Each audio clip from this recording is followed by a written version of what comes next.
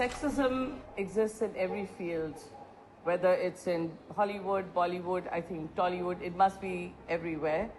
And those only who go through it understand it. I can only speak from my own experience of having been a classical dancer and in many different fields, that women obviously are not been given equal opportunity ever in any field. It'll just show you in the world that in all positions there are more men and there isn't gender parity, which is a very important topic to me. So when I did make the film, The Warrior Queen of Jhansi, it wasn't that I was looking only for women. I was looking when they're both equally qualified.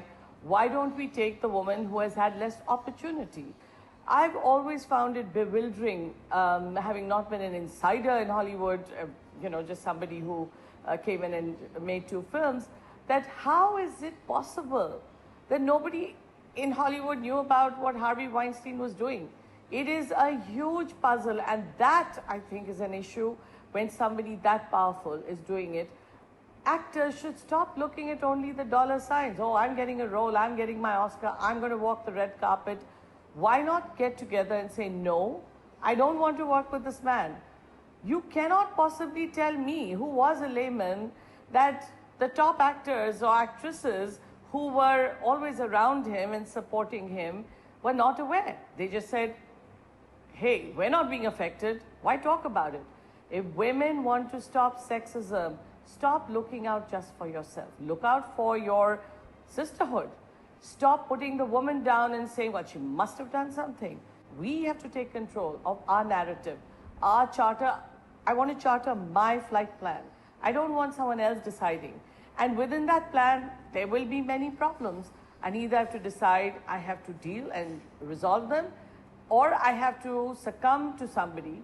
And yes, that requires a lot of support. It requires backing. It requires people to have education.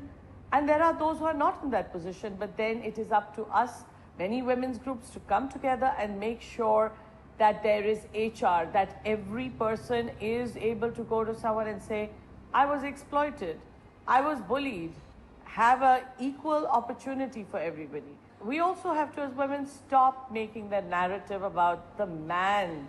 Yeah, they exist and they may have sexism. Then women get up, rise against them, resolve and become equal. It'll take us time, of course, but we are not victims and we're not going to be victims. Learn to say the word no when it means no for anything, if that's not what you want to do. And don't be intimidated. It's easier said than done. But when you are training a daughter or a child or anyone, give them the ability to say, I don't feel like doing this. I don't agree with you.